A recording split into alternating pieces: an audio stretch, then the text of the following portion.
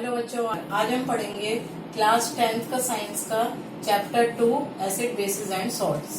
अब आपको सबसे पहले पता होना चाहिए चैप्टर में एसिड्स क्या होते हैं, बेसिस क्या होते हैं, सॉल्ट्स क्या होते हैं। तो आप पढ़ेंगे एसिड्स। एसिड्स क्या हैं, एसिड्स क्या होते हैं। अगर आपको पहले कहेंगे फिजिकल कैरेक्टरिस्टिक्स बताइए, इसका फिजिकल कैरेक्टरिस्टिक्स ऑफ एसिड्स ना, तो आप क्या बताएंगे फिजिकली। एसिड्स आर सोर इन टेस्ट, टेस्ट में सोर होते हैं, खट्टे होते हैं। और आप साथ साथ बेसिस का कंपैरेटिव स्टडी लेकर चलेंगे हम, ठीक है ना, जिससे हमें एसिड और बेसिस में डिफरेंस भी पता हो।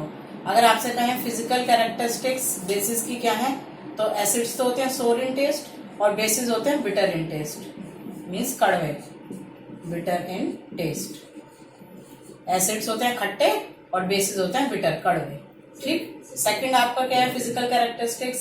एसिड्स को अगर हम लिटमस पेपर के साथ टेस्ट करें, किसके साथ, लिटमस के साथ, मीन्स अगर हम लिटमस पेपर में डिप करते हैं तो ब्लू लिटमस जो है, अगर ब्लू लिटमस पेपर है हमारे पास, तो blue litmus turns red, red colour का हो जाएगा लिटमस। ठीक है, ब्लू से रेड में चेंज हो जाएगा। और अगर यही लिटमस का टेस्ट हम बेसिस के साथ करते हैं तो क्या होगा, red litmus turns blue. Red litmus paper को अगर हम बेस में डिप करेंगे तो वो किस में चेंज हो जाएगा, ब्लू में। ये मेन आपके कैरेक्टरिस्टिक्स हैं। बेसिस में रेड लिटमस डालने पर ब्लू हो जाता है और एसिड्स में ब्लू लिटमस डालने पर रेड कलर का हो जाता है। ठीक, ये कैरेक्टरिस्टिक्स हो गए आपके एसिड और बेसिस के। अब नेक्स्ट आपको एसिड्स के बारे में पता होना चाहिए। एसिड्स क्या प्रोड्यूस करते हैं, produces H ions, H ions in water, means अगर एसिड में वाटर है तभी वो एच आयन प्रोड्यूस कर सकता है, अदरवाइज नहीं। तो acid produces H ions in water. और बेसिस क्या करते हैं, basis produces OH ions, OH ions in water. Basis भी जब वाटर में डिसॉल्व होंगे तभी OH आयन प्रोड्यूस करेंगे, अदरवाइज प्रोड्यूस नहीं करेंगे। ओके। अब हम बच्चों देखेंगे कि इंडिकेटर्स क्या होते हैं। इंडिकेटर्स क्या है कि वो केमिकल सब्सटेंसेस जो क्या करते हैं, which gives different colour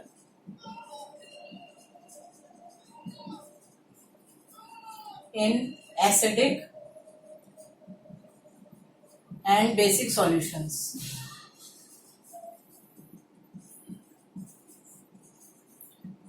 indicators वो केमिकल सब्सटेंसेस हैं जो अलग अलग कलर प्रोड्यूस करते हैं जब हम उनको एसिड्स में डालते हैं या बेसिक सॉल्यूशन में डालते हैं। उसी की मदद से हमें पता चलता है कि एसिड है या बेसिस है। कुछ एग्जांपल्स हैं हमारे, फिनोफ्थलीन,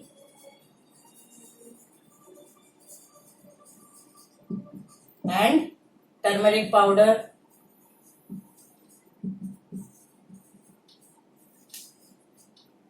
methyl orange,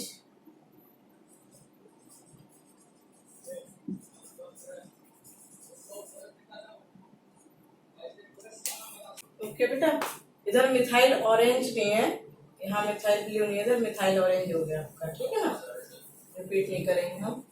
ये हो गया यहाँ methyl orange. Phenolphthalein, turmeric powder आपका लिटमस सॉल्यूशन,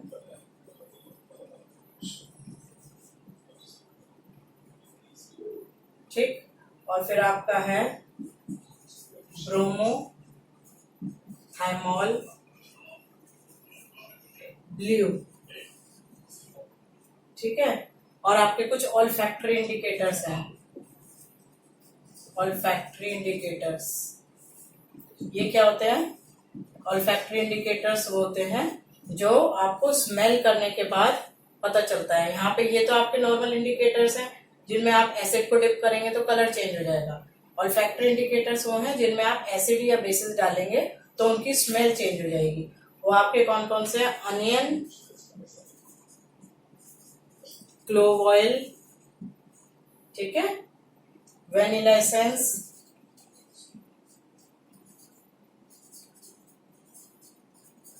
ये हो गए आपके ऑल्फैक्टरी इंडिकेटर्स। ठीक, कुछ आपके कॉमन है, आपको पता होना चाहिए। अदर अदर एग्जाम्पल्स पूछ लेते हैं, वेदर दे आर इंडिकेटर्स और नॉट। तो red cabbage leaf,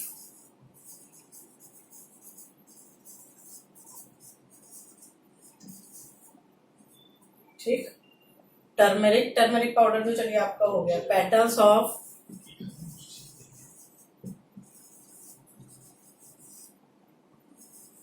hydrangea, okay. Petunia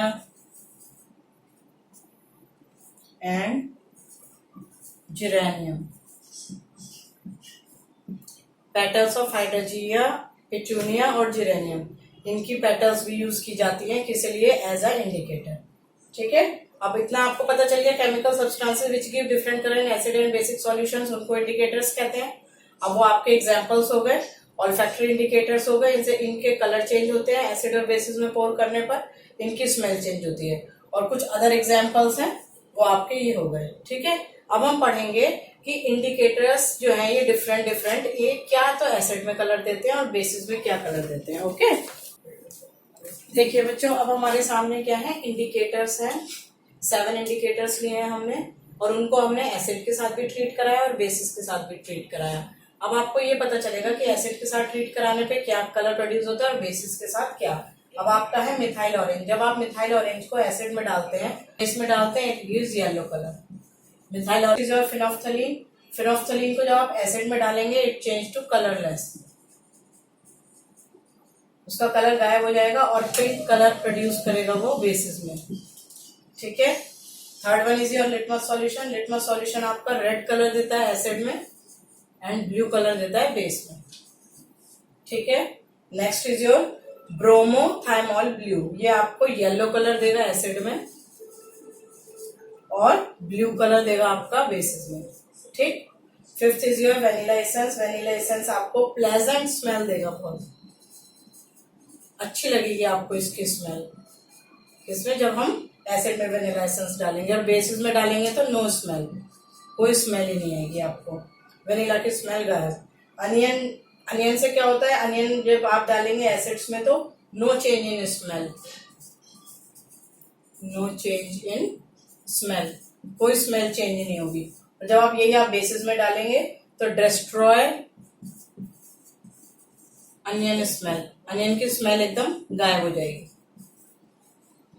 basis क्या करते हैं? अनियन की स्मेल को डिस्ट्रॉय कर देते हैं। अब आप क्लोव ऑयल को जब एसिड में डालेंगे तो क्या होगा? नॉट इफेक्टेड, कोई फर्क ही नहीं पड़ेगा, ठीक है ना। और यही जब आप बेसिस में डालेंगे तो नो स्मेल, जो यहाँ पर इसकी स्मेल थी क्लोव ऑयल की, यहाँ पर वैसी ही रहेगी एसिड में डालने पर, ठीक। और यही अगर बेसिस के साथ जब ट्रीट करेंगे तो उसकी क्लोव ऑयल की स्मेल गायब हो जाएगी। क्लोव होती है आपकी लौंग, ओके। तो हम पढ़ेंगे लिटमस सॉल्यूशन। आपसे डायरेक्ट एग्जाम में क्वेश्चन पूछा जाता है, what is litmus solution?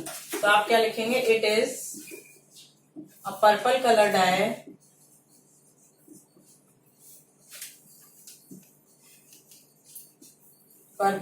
Die okay, extracted from lichen and it is purple in color.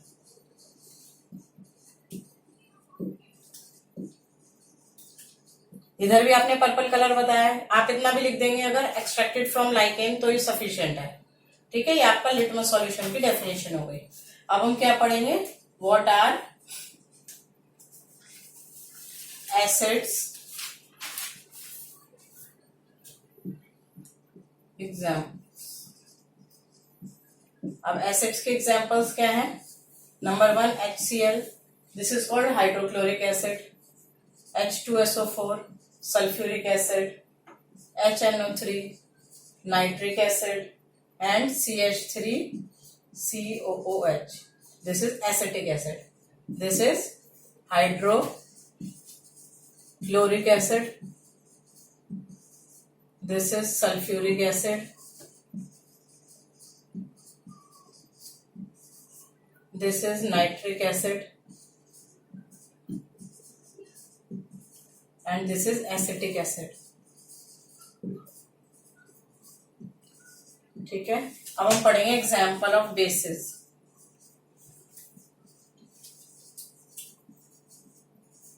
Basis के एग्जाम्पल्स क्या क्या है हमारे डेली लाइफ में?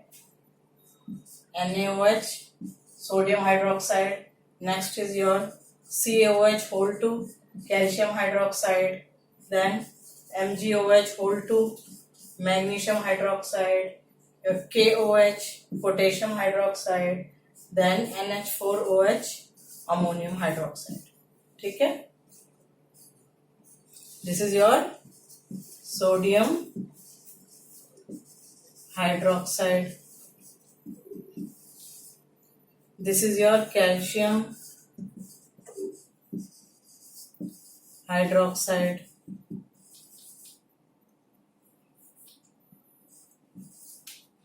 this is your magnesium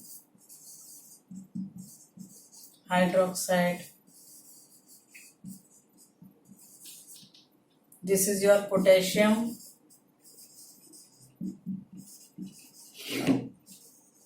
hydroxide, this is your ammonium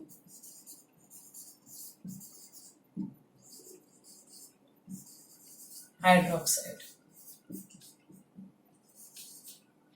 okay बेटा, ये हो गए आपके examples of acid, this is examples of base, और आपका लिटमस सॉल्यूशन की डेफिनेशन। अब बच्चों हम पढ़ेंगे reactions of acids and bases with metals.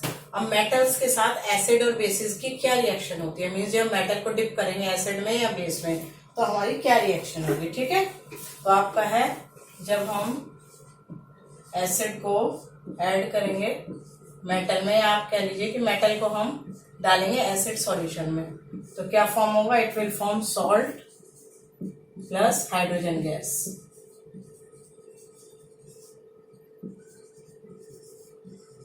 Hydrogen gas निकलेगी और सॉल्ट फॉर्मेशन होगी। अब हुआ बेस की बात, हम जब बेसिस को किस में डालेंगे? मेटल के साथ रिएक्ट कराएंगे, या आप कह लीजिए मेटल को हमने बेसिस में ऐड किया, तो क्या फॉर्म होगा? Salt plus hydrogen gas. तो दोनों ही केसेस में, एसिड हो चाहे बेस हो, दोनों को जब हम रिएक्ट कराते हैं मेटल के साथ तो सॉल्ट और हाइड्रोजन गैस प्रोड्यूस होती है। अब हम इसका एग्जांपल देख लेते हैं। एक रिएक्शन है आपकी HCl प्लस Zn, जिंक, आपने जिंक मेटल को HCl में डाला है तो क्या बनेगा? ZnCl2 प्लस हाइड्रोजन गैस निकल जाएगी। अब ये रिएक्शन आपकी बैलेंस नहीं है, तो बैलेंसिंग के लिए हम क्या करें? देखिए इधर H2 है, इधर H का 1 है, तो इधर हमने 2 प्लेस कर दिया, H2 हो गए, इधर Cl2 है, इधर भी Cl2 है, इधर Zn का 1 है, Zn का 1 है। This is your balanced equation. आप बैलेंसिंग सीखने के लिए इस वीडियो को देख सकते हैं। एग्जांपल देखते हैं। अब हम क्या करेंगे? बेस लेते हैं, यहाँ पर कोई बेस हमारे पास मान लीजिए NaOH ले लिया, हम जिंक को इसमें डाल रहे हैं, तो क्या फॉर्मेशन होगा आपका? Na2ZnO2 प्लस आपकी हाइड्रोजन गैस निकल जाएगी। ठीक है, इसका क्या नाम है आपका? सोडियम जीनेट। ठीक, अब देखिए यहाँ भी देखिए बैलेंस है कि नहीं? इधर Na2 है, इधर Na का 1 है, तो इधर हम 2 लगा देते हैं, Na2 हो गए, इधर जिंक का 1 है, जिंक का 1 है, ऑक्सीजन के इधर 2 है, ऑक्सीजन के इधर 2 लगाने से ऑक्सीजन भी 2 हो गए, और H2 है, उधर भी H2 है। This is your balanced equation. तो अब हमें पता चल गया एसिड और बेस को जब हम मेटल के साथ रिएक्ट कराते हैं तो हमेशा हाइड्रोजन गैस प्रोड्यूस होगी और सॉल्ट का फॉर्मेशन होगा। ठीक है, एक यहाँ पर बना है आपका जिंक क्लोराइड और ये बना है सोडियम जीनेट। ठीक है, अब बच्चों हम पढ़ेंगे reactions of acids with metal carbonate and metal hydrogen carbonate. अब हमें क्या करना है? हम एसिड्स को रिएक्ट करवा रहे हैं मेटल कार्बोनेट के साथ और मेटल हाइड्रोजन कार्बोनेट के साथ। तो हमारे पास एक मेटल कार्बोनेट होना चाहिए। हमने एग्जाम्पल ले लिया Na2CO3, ठीक है, प्लस अब हम मेटल कार्बोनेट को किससे रिएक्ट करा रहे हैं? एसिड से। एसिड कौन सा लें? HCl ले लेते हैं। इट विल फॉर्म, ये क्या फॉर्म करेगा? NaCl salt plus H2O water plus CO2 carbon dioxide gas. ठीक है, अब आपका ये क्या है? मेटल कार्बोनेट है। Metal carbonate. इसको रिएक्ट कराया हमने एसिड से, ठीक। ये क्या बना, salt plus water plus carbon dioxide, ठीक। अब हमें क्या करना है, मेटल कार्बोनेट हो गया, मेटल हाइड्रोजन कार्बोनेट से कराते हैं। तो मेटल हाइड्रोजन कार्बोनेट हम कौन सा ले लेते हैं, NaHCO3। ये तो है आपका सोडियम कार्बोनेट, सोडियम कार्बोनेट, और ये है आपका सोडियम बाइकार्बोनेट, सोडियम बाइकार्बोनेट। और है क्या हमारा ये मेटल हाइड्रोजन कार्बोनेट।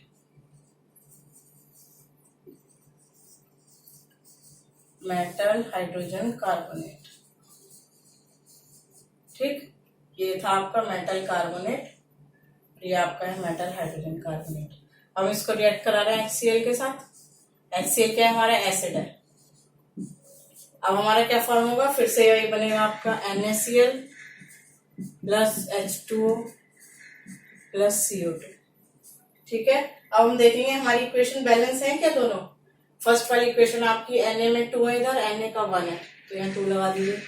अब Na के 2 हो गए, Cl के इधर 1 है, Cl का 1 है, CO3 O3 है, O2 और 1 3 है, कार्बन इधर 1 है, कार्बन इधर 1 है। This is your balanced equation. Next one देखते हैं, Na का इधर 1 है, Na 1 है, H इधर 1 2, यहाँ पे H के 2, कार्बन का इधर 1, कार्बन इधर 1, ऑक्सीजन 3 है इधर, ऑक्सीजन 2 और 1 3 है। This is your balanced equation. तो आपको जब मेटल हाइड्रोजन कार्बोनेट और मेटल कार्बोनेट दोनों में की रिएक्शन में जो आपने HCl से रिएक्ट कराया, तो क्या बन रहा है यहाँ, सॉल्ट, वाटर और कार्बन डाइऑक्साइड, ठीक है। दोनों केसेस में आपके सेम प्रोडक्ट बन रहे हैं, ठीक है।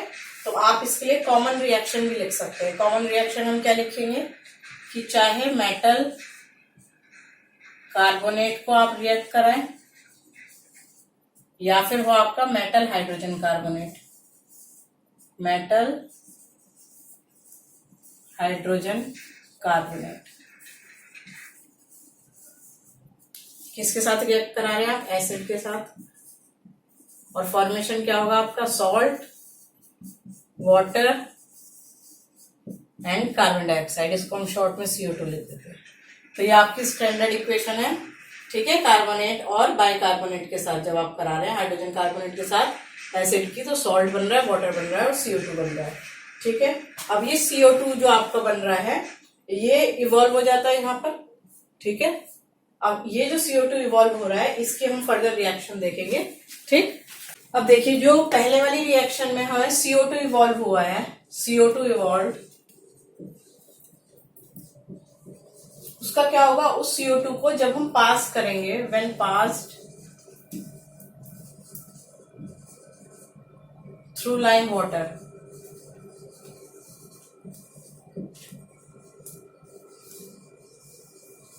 तो क्या रिएक्शन होगी, देखिए वो हम लिखते हैं CaOH4, ये क्या है आपका लाइम वाटर, कैल्शियम हाइड्रोक्साइड। इसको कंबाइन किया CO2 के साथ, तो क्या बनेगा CaCO3, this is calcium carbonate plus H2O, ठीक है। ये जो कैल्शियम कार्बोनेट बनेगा दिस इज कैल्शियम कार्बोनेट, ये आपका व्हाइट प्रेसिपिटेट बनाता है, व्हाइट प्रेसिपिटेट, ठीक। यहाँ पर आपका वाटर है, ये लिक्विड स्टेट में आपको स्टेट लिखनी है सबकी, तो स्टेट हम जितने भी लिखते हैं स्मॉल लेटर में लिखते हैं। यहाँ कैल्शियम हाइड्रोक्साइड ये आपका एक्वस में है, डिजॉल्व्ड इन वाटर, CO2 आपका गैसेस स्टेट, ठीक है। ये आपकी रिएक्शन होगी जो आपका CO2 इवॉल्व हुआ है एसिड को, जो आपने रिएक्ट किया मेटल कार्बोनेट या मेटल हाइड्रोजन कार्बोनेट के साथ, तो जो CO2 इवॉल्व होता है उस CO2 को जब हम लाइम वाटर के थ्रू पास करते हैं, और लाइम वाटर क्या है आपका कैल्शियम हाइड्रोक्साइड,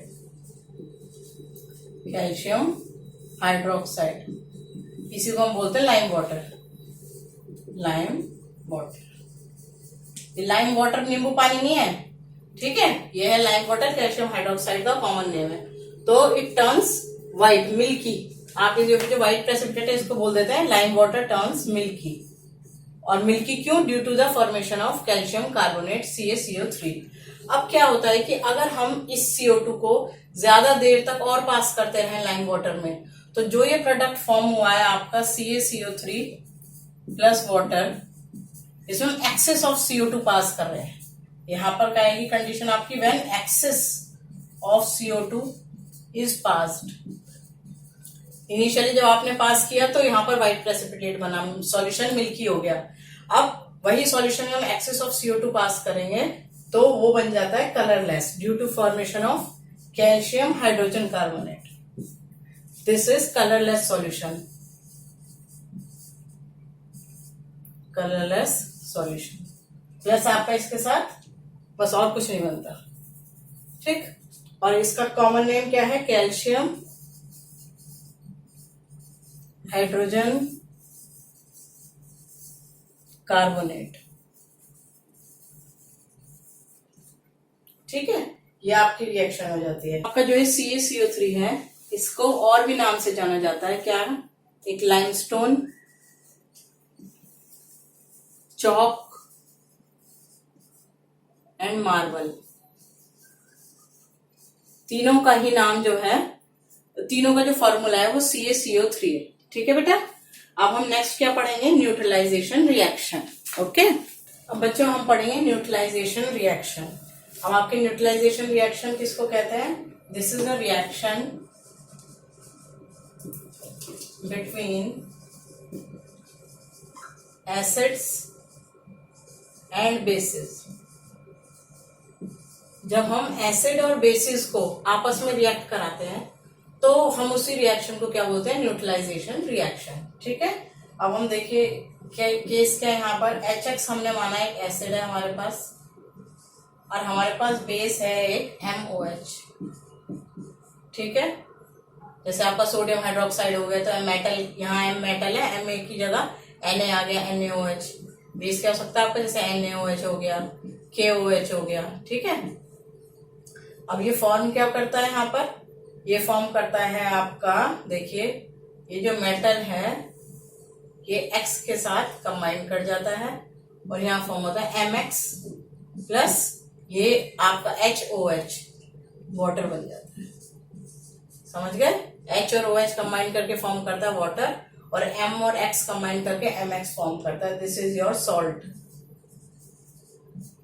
ठीक। अब आप देखिए जो ये आपके रिएक्शन है, इसमें यहाँ जब X निकल जाएगा तो क्या बच जाएगा? H प्लस, और यहाँ पे बेस, यहाँ पर आपका मेटल निकल जाएगा तो OH पे नेगेटिव रह जाएगा, तो आपका यहाँ फॉर्म हो जाता है वाटर। ये आपकी होती है रिएक्शन, ठीक है। ये मैकेनिज्म हो गया। अब हम इसका एग्जाम्पल देखते हैं। एग्जाम्पल क्या है हमारा? HCl हमने ले लिया एसिड, प्लस बेस हमने ले लिया NaOH। हमारी रिएक्शन क्या थी यहाँ पर? कि Cl के साथ कंबाइन कर जाता है मेटल, तो आपका फॉर्म होगा NaCl। This is salt, sodium chloride,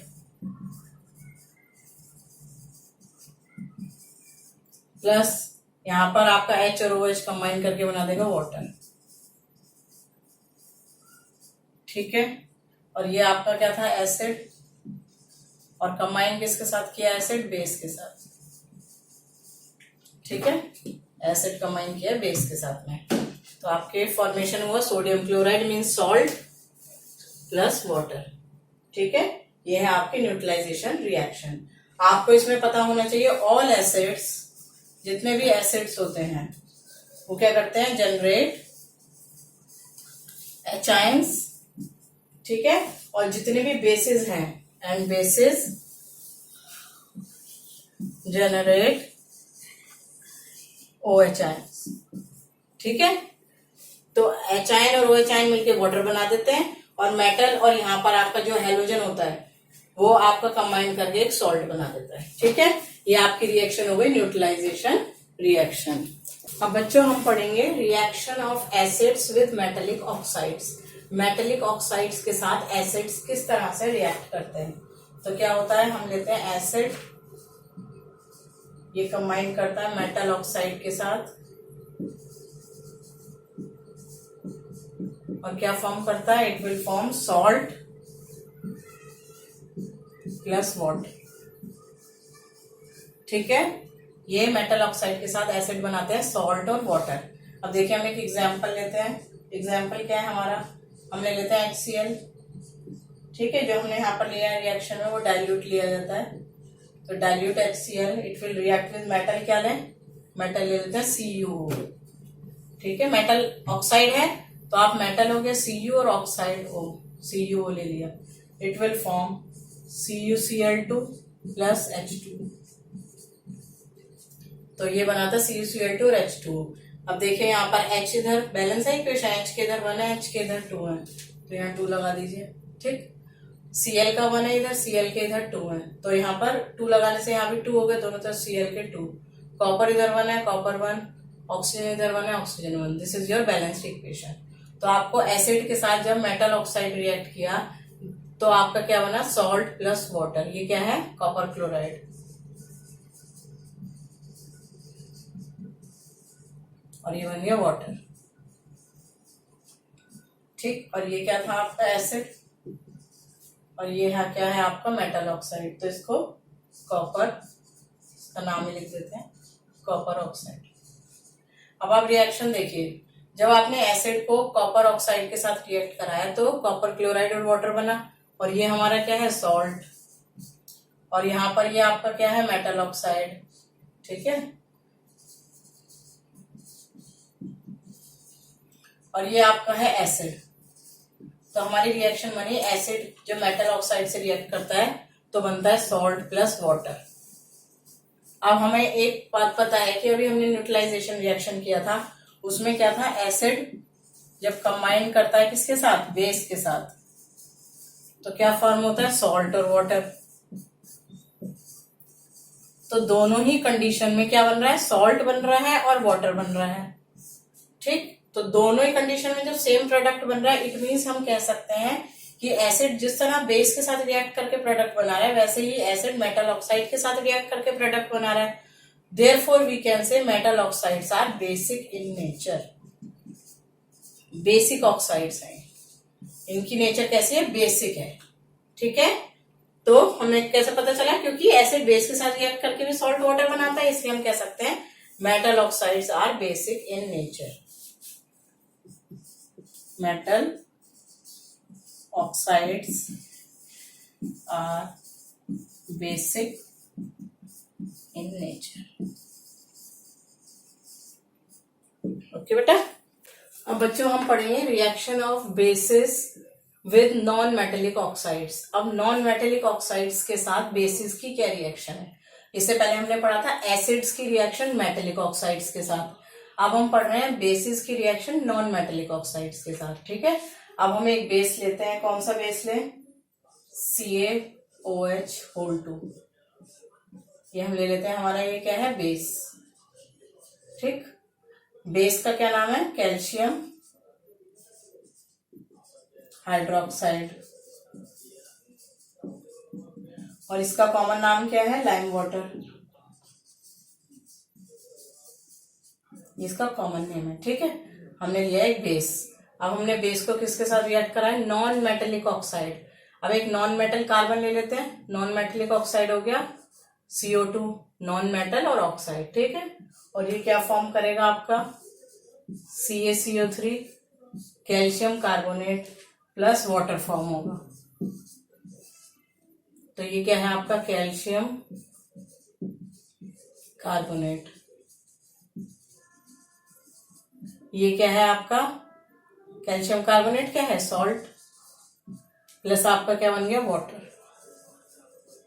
अब हम रिएक्शन को कंपेयर करते हैं। हमारा बेस को हमने किसके साथ रिएक्ट करा है, नॉन मेटेलिक ऑक्साइड। ये क्या है आपका नॉन मेटेलिक ऑक्साइड। अब हमारे पास देखिए सॉल्ट प्लस वाटर और किस रिएक्शन में बना है, न्यूट्रलाइजेशन रिएक्शन में भी बना है। अब हमारे न्यूट्रलाइजेशन रिएक्शन में क्या बनता था, सॉल्ट प्लस वाटर, और वो रिएक्शन किसके साथ थी, बेसिस की रिएक्शन। अब आप बताइए किसके साथ थी, बेसिस की रिएक्शन थी एसिड्स के साथ में।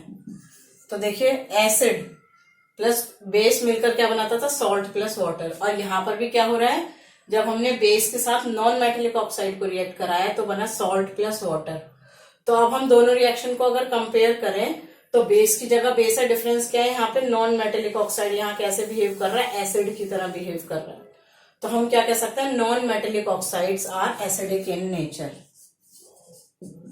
Non metallic oxides are acidic in nature. Acid की तरह बिहेव करें तभी तो सॉल्ट और वाटर बन रहा है। और इससे पहले अभी हमने क्या रिएक्शन करी थी कि metallic oxides are basic in nature.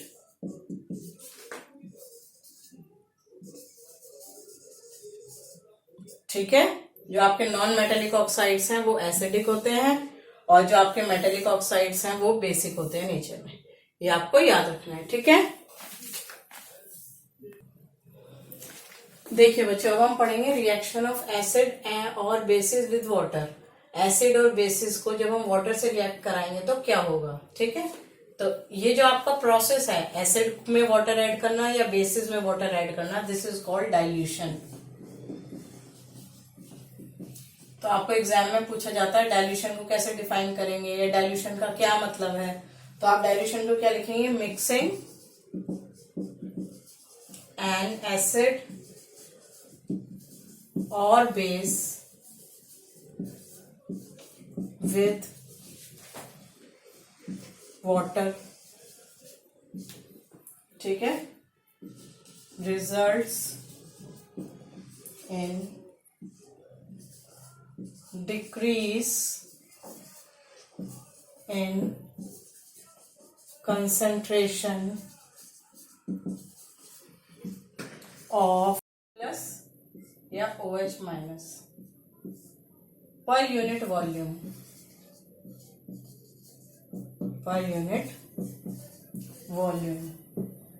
is called dilution।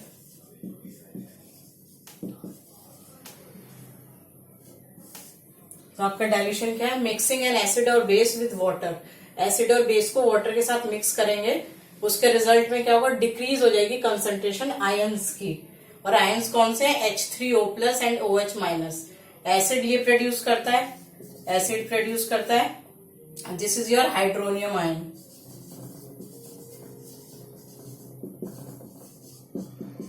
और बेसिस प्रोड्यूस करता है OH ion, this is your hydroxyl ion. तो जो आयंस हैं इनकी कंसंट्रेशन पर यूनिट वॉल्यूम कम हो जाती है जब हम एसिड या बेस में वाटर को ऐड करते हैं, और इसी प्रोसेस को हम डाइल्यूशन कहते हैं। ठीक है, यानी जो आपका एसिड है या बेस है वो डाइल्यूट हो गया है, उसमें पानी हमने ऐड कर दिया है। And this reaction is exothermic reaction.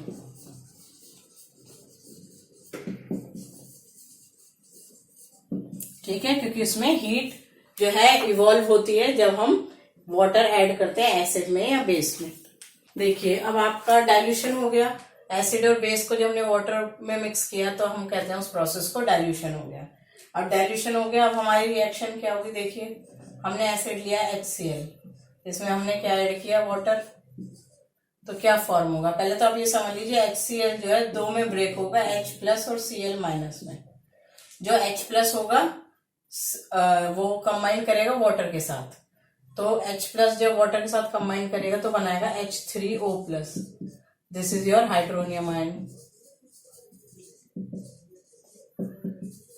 Plus Cl minus, ये अलग हो गया। ठीक है, यहाँ रिएक्शन में आपकी इंपॉर्टेंस है हाइड्रोनियम आयन की, यानी जब आपने एसिड में वाटर ऐड किया तो हाइड्रोनियम आयन प्रोड्यूस हुआ। अब हम अनदर एग्जांपल देख लेते हैं, या आप इसमें समझ लीजिए जितने भी एसिड्स हैं, ऑल एसिड्स, जितने भी एसिड्स हैं वो क्या प्रोड्यूस करते हैं, H प्लस प्रोड्यूस करते हैं। और H प्लस जब H2O के साथ कंबाइन करता है डाइल्यूशन के बाद तो क्या प्रोड्यूस करता है, H3O प्लस। ओके, ये आपकी कॉमन रिएक्शन हो गई। नेक्स्ट हम देखते हैं बेसिस। बेसिस क्या है आपके लिए, एग्जाम्पल हम ले लेते हैं NaOH, एक बेस है, इसको जब हम रिएक्ट कराएंगे H2O के साथ तो क्या फॉर्मेशन होगा। इस केस में क्या होता है, Na प्लस आपका आयन बन जाता है प्लस OH माइनस में ब्रेक हो जाता है। ये ब्रेक कर देता है बेसिस में, जो वाटर में मिक्स किया तो बेसिस ब्रेक हो गए Na प्लस और OH माइनस में, ठीक है। और जो आपका OH माइनस है इसी को हम बोलते हैं हाइड्रोक्सिल आयन। यही आपके बेसिस के कैरेक्टरिस्टिक्स का रीजन है, ये आपके एसिड के कैरेक्टरिस्टिक्स का रीजन है, ठीक है। Acid produce hydronium ion and bases produce hydroxyl ion. हम फर्दर और रिएक्शन देख लेते हैं। अगर ये होता KOH, ये भी जब वाटर के साथ मिक्स करते हैं, क्योंकि विदाउट वाटर ये आयंस फॉर्म नहीं करेगा, इसलिए वाटर की प्रेजेंस जरूरी है। तो क्या फॉर्म होगा K plus plus OH minus, ठीक है। यहाँ कंबाइन मीन्स इसको वाटर में जब हमने डिसॉल्व किया। Next is your MgOH whole 2। ये भी जब वाटर में हमने डिसॉल्व किया तो क्या बनाएगा Mg plus 2 plus 2OH minus. यहाँ पर दो आपके हाइड्रोक्सिल आयन प्रोड्यूस होंगे, ठीक है। तो आपके जो बेसिस हैं वो जनरेट करते हैं हाइड्रोक्सिल आयन और जो एसिड्स हैं वो जनरेट करते हैं आपके हाइड्रोनियम आयन। ये आपकी थी रिएक्शन ऑफ एसिड और basis with water and this is highly exothermic, highly exothermic. और जब भी आप ये देखिए एसिड या बेसिस को जब वाटर से मिक्स करना है, मीन्स एसिड को जब डाइल्यूट करना है, तो हमेशा पहले आप लेंगे बीकर में वाटर, ठीक है। ये लिया आपने वाटर, उसमें फिर हम एसिड ऐड करेंगे, इसमें हम डालेंगे एसिड, ठीक है। ऐसे कभी नहीं करना कि आपने पहले एसिड लिया उसमें वाटर ऐड करेंगे, नहीं। आप पहले लेंगे वाटर, उसमें आप धीरे धीरे एसिड ऐड करेंगे और आप उसको स्टायर करते रहेंगे, क्योंकि ये हाईली एक्सोथर्मिक रिएक्शन है तो इसमें हीट बहुत ज्यादा निकलती है, ठीक। तो we add acid into water, not water into acid. अगर आपने एसिड में डायरेक्ट वाटर डाल दिया तो हाईली एक्सोथर्मिक है, बीकर ब्रेक भी हो सकता है, बहुत हीट निकलती है, इसलिए हम वाटर में एसिड डालेंगे और कांस्टेंट उसमें स्टायरिंग करते रहेंगे, ओके। अब देखिए जिस तरह से आपने एसिड को ऐड किया था वाटर में, बिल्कुल स्लोली ऐड करेंगे, ठीक है, और स्टायर करते रहेंगे। इसी तरह जब हमें बेसिस को ऐड करना है वाटर में तो सेम वे, बिल्कुल यहाँ एसिड की जगह आप समझ लीजिए बेस है, बेस को भी बिल्कुल स्लोली आप यहाँ पर पोर करेंगे, स्टायर करते रहेंगे और बीकर में वाटर होगा, इस तरह से ऐड करेंगे, ठीक है। ऐसा नहीं करना है कि बीकर में आपने बेस ले लिया उसमें वाटर ऐड कर रहे हैं, that is also highly exothermic, ठीक है। अब आपका क्या आता है कि जितने भी बेसिस हैं वो सभी बेसिस वाटर में डिसॉल्व नहीं होते, ठीक। तो अब हम पढ़ेंगे जो वाटर में डिसॉल्व नहीं होते उसको हम क्या कहते हैं, ओके। अब देखिए जो बेसिस वाटर में डिसॉल्व नहीं होते उनको हम क्या बोलते हैं, एल्कलीज, ठीक है। एल्कलीज क्या है, bases which are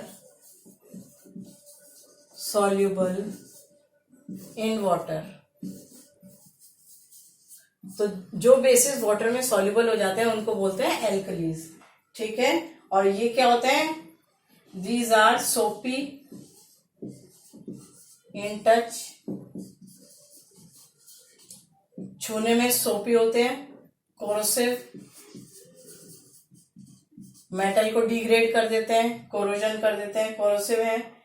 We should never taste or touch them, क्योंकि अगर आप उनको टेस्ट करेंगे तो भी और टच करेंगे तो भी आपको as they are harmful, ये आपको नुकसान पहुंचा सकते हैं, ठीक है। देखिए हम पढ़ेंगे सिमिलैरिटीज इन एसिड्स। एसिड्स में क्या क्या सिमिलैरिटीज होती हैं, ठीक है। तो सबसे पहले क्या है, all acids contain H plus ion as cation. सबसे पहले समझिए कैटायन क्या होते हैं। कैटायन होते हैं positive charge ion, positive charge ions उन्हें बोलते हैं हम कैटायन। और आपका एनाइन्स क्या होते हैं? एनाइन्स होते हैं आपके negative charge ions, negative charge ions. तो आपके सारे एसिड्स में एच आयन होता है, cation as a cation means H ion positive charge ion होता है। एनाइन आपके जो होते हैं उसमें वो नेगेटिव चार्ज आयंस होते हैं, वो कुछ भी हो सकते हैं। अब हम क्या देख रहे हैं यहाँ पर, हमारे पास कुछ हम एग्जांपल्स देखेंगे एसिड्स के, उनके अंदर कौन सा कैटायन है और कौन से एनायंस है। ठीक है, जो कैटायन है वो आपके पॉजिटिव चार्ज है, याद रखना है। एनायन होते हैं आपके नेगेटिव चार्ज। ठीक है, कुछ एग्जांपल हम ले लेते हैं। जैसे आप एसिड ले लीजिए, HCl, HNO3, H2SO4 और CH3COH। ठीक है, ये हाइड्रोक्लोरिक एसिड है, नाइट्रिक एसिड है, this is sulphuric acid and this is acetic acid. अब इसमें हम देखेंगे HCl जब ब्रेक डाउन होता है तो कौन सा कैटायन फॉर्म करता है, कौन सा एनायन। तो HCl आपका ब्रेक करके बनाता है H+ cation and Cl- anion. HNO3 break करके बनाता है H+ cation and NO3- anion. H2SO4 क्या बनाता है, ये 2 H आयन बनाता है प्लस SO4-2, इस पे वैलेंसी है, -2 चार्ज होता है इस पे, SO4 2- आयन बनाता है। और CH3COH क्या फॉर्म करता है, H+ आयन और CH3COO- एनायन। ठीक है, ये आपके एसिड्स हैं और ये इनके कैटायन और एनायन है। ठीक है, तो एसिड्स जो है, इलेक्ट्रिक करंट जो फ्लो करता है एसिड्स में, that is due to H+ ion. H+ ion की वजह से एसिड्स जो है conduct electricity.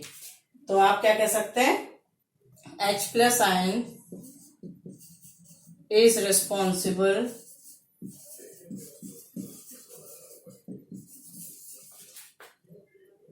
in acids for conduction of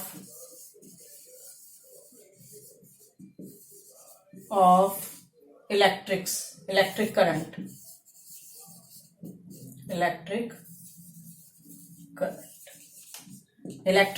का कंडक्शन जो होता है एसिड्स में, that is due to H+ ion. ठीक है, अब कुछ एग्जाम्पल हैं आपके पास, जैसे कि आपका ले लीजिए ग्लूकोज एंड एल्कोहल। ग्लूकोज और एल्कोहल, क्वेश्चन आपके पास आता है कि Y electric current doesn't flow in glucose and alcohol whereas it flows in acids like HCl, HNO3, H2SO4 और CH3COH। तो आपको रीजन यही लिखना है कि these do not have H+ ions in free state। Glucose का आपका फॉर्मूला क्या है, C6H12O6। तो इसमें H होता तो है लेकिन इसमें H+ आयन नहीं होता एज अ कैटायन, इसलिए glucose do not conduct electricity. Same आपका एल्कोहल क्या होता है, एल्कोहल आपका जैसे मिथाइल एल्कोहल क्या है, CH3OH। ठीक है, जब ये ब्रेक डाउन करता है तो it will not form H+ ion. तो alcohol also do not produce H+ ion, therefore it don't conduct electricity. ठीक है, देखिए अब हमें strongness of acid and bases पता करनी है। तो अब हम क्या करते हैं, अब हमें एसिड और बेसिस की स्ट्रांगनेस पता करने के लिए मिलता है पीएच। पीएच होता है, पीएच में P स्टैंड्स फॉर पोटेंस।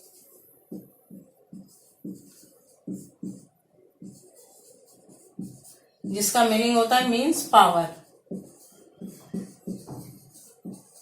कोई भी एसिड या बेस की कितनी पावर है वो हमें पीएच से पता चलती है। देखिए अब हमारे पास एक पीएच स्केल होता है, ये कहां से चलता है, 0 से 14 तक, बीच में आता है 7। अब कोई भी एसिड अगर हम 7 से इधर की तरफ जाते हैं, इस तरह से देखिए ऐसे बनता है।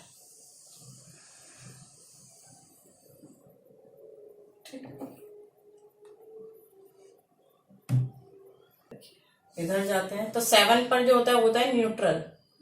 7 पर जिसकी पीएच 7 है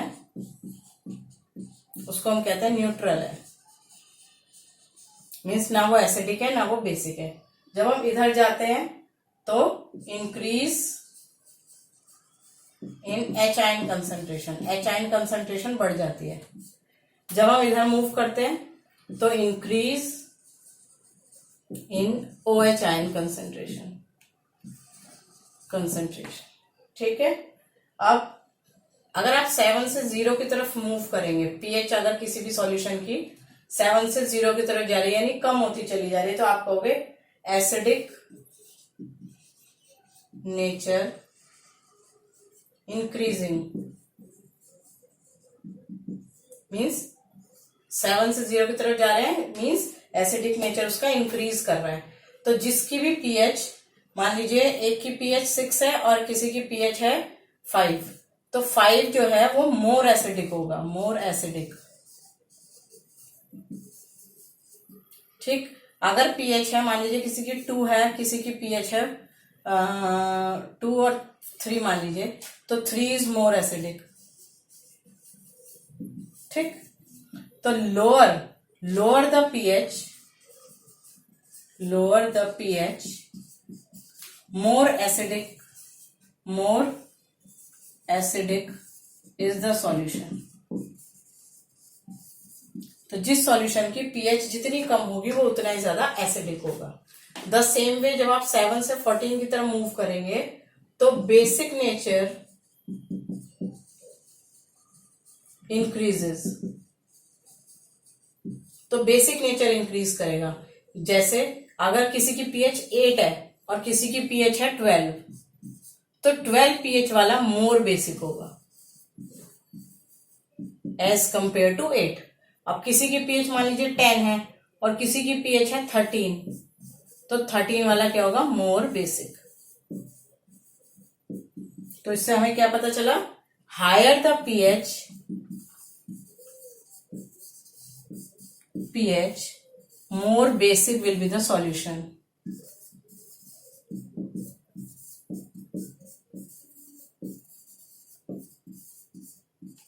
जितनी ज्यादा पीएच होगी उतना ही ज्यादा सॉल्यूशन बेसिक होता चला जाएगा, ठीक है।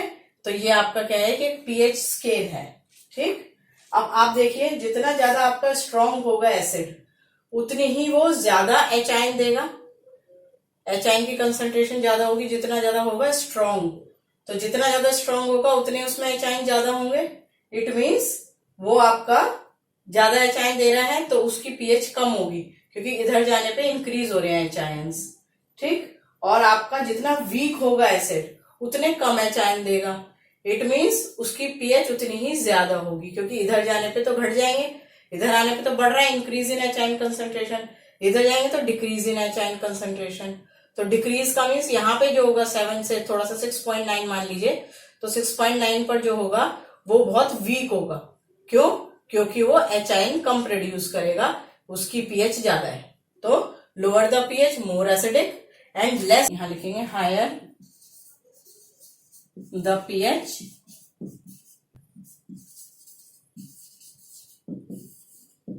तो जितनी पीएच ज्यादा होगी उतना कम एसिडिक होगा, जितनी पीएच कम होगी उतना ही ज्यादा एसिडिक होगा। इसी तरह जितना ज्यादा पीएच होगी उतना ज्यादा बेसिक होगा, और जितनी ही लो होगी पीएच, यहां पर अगर पीएच होगी लोअर, बेस के केस में lower pH it means less basic, lower pH less basic, higher pH higher the pH more basic, more basic, ठीक।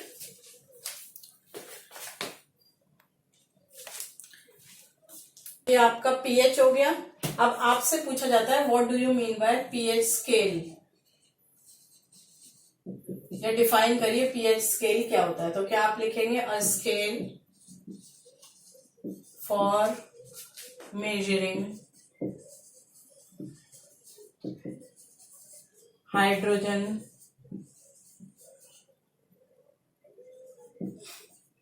आयन concentration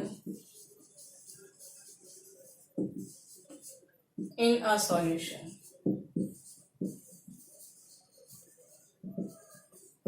वो स्केल जो आपको मेजर करता है हाइड्रोजन आयन कंसंट्रेशन किसी भी सॉल्यूशन में। तो किसी भी सॉल्यूशन में हाइड्रोजन आयन की कितनी कंसंट्रेशन है वो जो स्केल है उसको मेजर करने के लिए, उसी को हम बोलते हैं पीएच स्केल। ठीक है, अब क्या है, पीएच स्केल हमें पता चल गया, पीएच हमें पता चल गया, ये आपका पीएच स्केल है। इधर जाने पर इंक्रीज होते हैं हाइड्रोजन आयन कंसंट्रेशन और इधर जाने पर क्या होगा,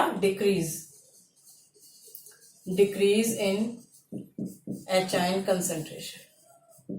ठीक है, अब आता है आपका एक इंडिकेटर होता है जिससे आपको पता चल जाता है कि एसिड कितना एसिडिक है और कितना नहीं। ठीक है, कितना ज्यादा एसिडिक है या कम एसिडिक है।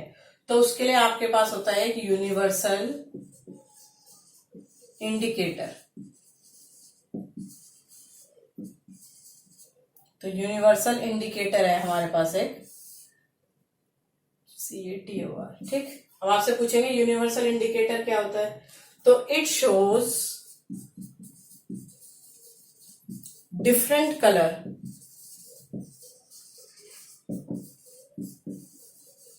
जो यूनिवर्सल इंडिकेटर है वो डिफरेंट कलर शो करता है at different concentration of hydrogen ion.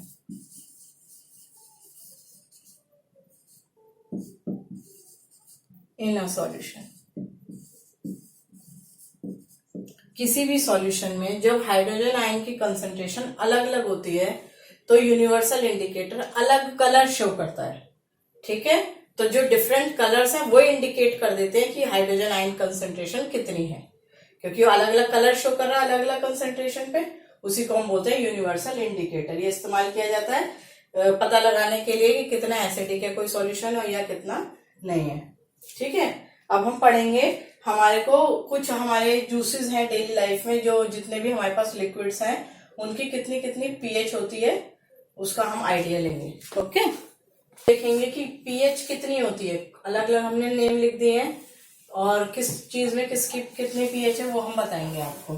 ठीक, तो गैस्ट्रिक जूस की पीएच कितनी होती है 1.2, लेमन जूस की पीएच कितनी होती है 2.2, प्योर वाटर की पीएच कितनी है आपकी 7.4 और आपकी ब्लड की पीएच भी कितनी है 7.4।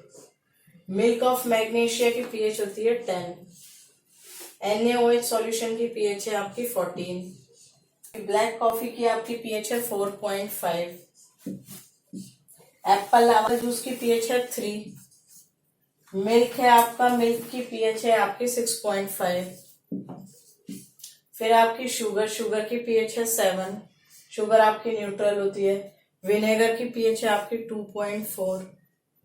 ठीक, अब आपकी टूथपेस्ट की पीएच है 9, आपका वॉशिंग सोडा की पीएच है 11.5, अब 6.5। ठीक, आपकी यूरिन की पीएच है 6, टोमेटो जूस की पीएच है 4.2, डिस्टिल वाटर की पीएच है 7। ठीक, कितनी है 5.6। ठीक है, ये आपके अलग अलग सॉल्यूशंस की पीएच आपको बता दी है, इसको आपको लर्न करनी है।